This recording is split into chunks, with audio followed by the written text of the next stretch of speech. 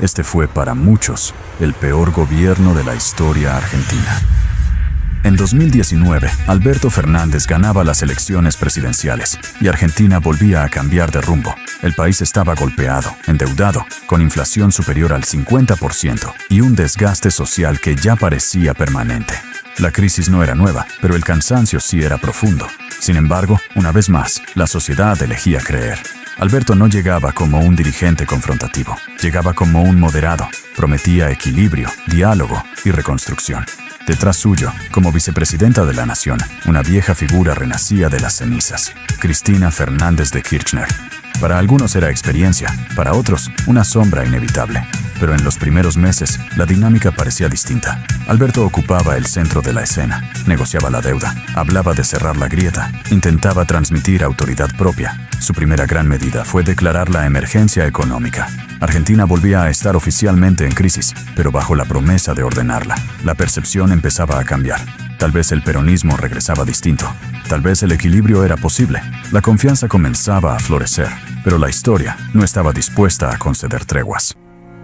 En 2020, el mundo se enfrentaba a un evento sin precedentes. Un virus surgido en China comenzaba a expandirse por todo el planeta, y lo que parecía lejano se volvía inevitable. Argentina tampoco quedaba al margen. Las imágenes de hospitales colapsados en Europa recorrían los noticieros. La incertidumbre dominaba cada conversación. La decisión fue inmediata. El 20 de marzo de 2020, Alberto Fernández declaraba la cuarentena obligatoria en todo el país.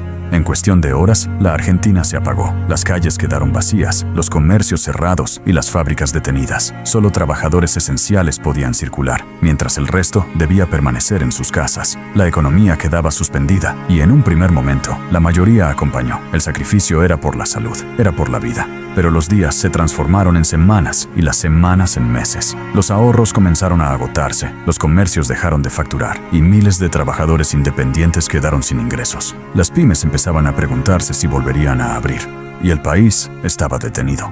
Bajo ese contexto, el Estado tomó la decisión de comenzar a ayudar a la gente, transfiriéndole dinero directamente a sus cuentas.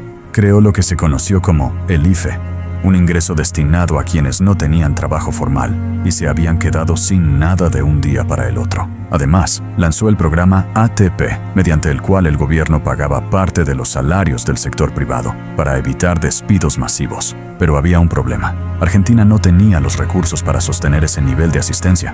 Entonces, hizo lo que ya había hecho otras veces en su historia. Empezó a imprimir dinero. El Banco Central transfirió cerca de 2 billones de pesos al Tesoro. Para entender la magnitud, el país no emitía dinero a ese ritmo desde la crisis de finales de los años 80, mientras la economía caía casi 10% y la pobreza superaba el 40%. La cantidad de pesos en circulación crecía sin freno, y aún así, la sociedad resistía. La gente entendía que el sacrificio era por la salud, que los ahorros gastados eran para preservar la vida y que las decisiones eran necesarias.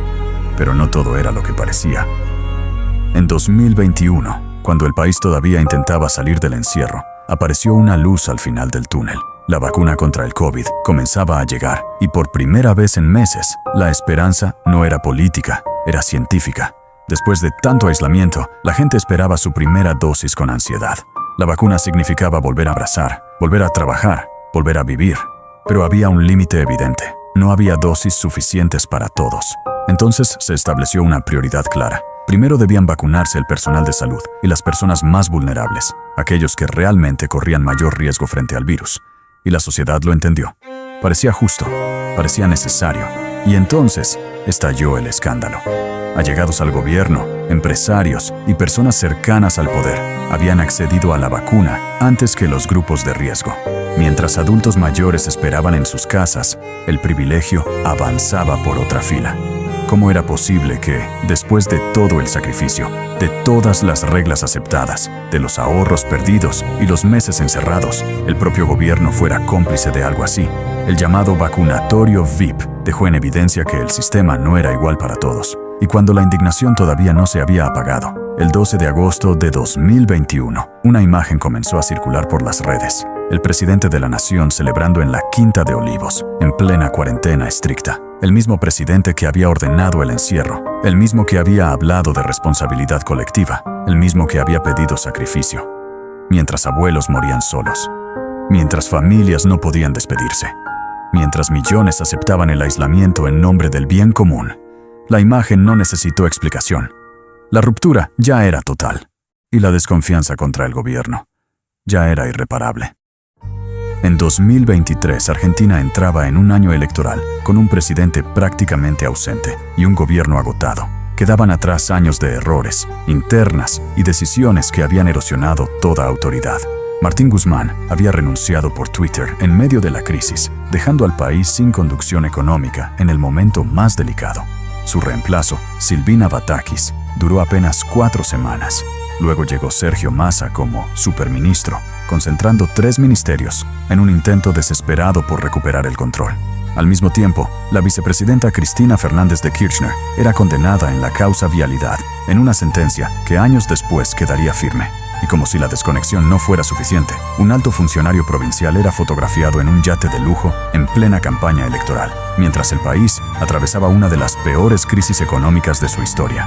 No eran hechos aislados, eran señales de un final, y para cerrar el ciclo, el ministro de Economía respondía con más emisión y más transferencias directas de dinero, intentando sostener una campaña que ya parecía perdida. Y cuando todo parecía perdido, cuando el destino del país parecía condenado a repetir el mismo ciclo de gobiernos deficitarios y escándalos de corrupción que lo habían marcado durante los últimos 80 años, algo diferente comenzaba a gestarse. Un león empezaba a rugir, y con ese rugido, miles se levantaban. Javier Milei se presentaba como candidato. Aquel desafío lanzado años atrás en un programa de televisión dejaba de ser una provocación. Armá un partido y ganá las elecciones, le dijeron. Y así lo hizo. Javier Milei se convertía en presidente. El rugido se transformaba en gobierno y el destino de la nación volvía a llenarse de esperanza.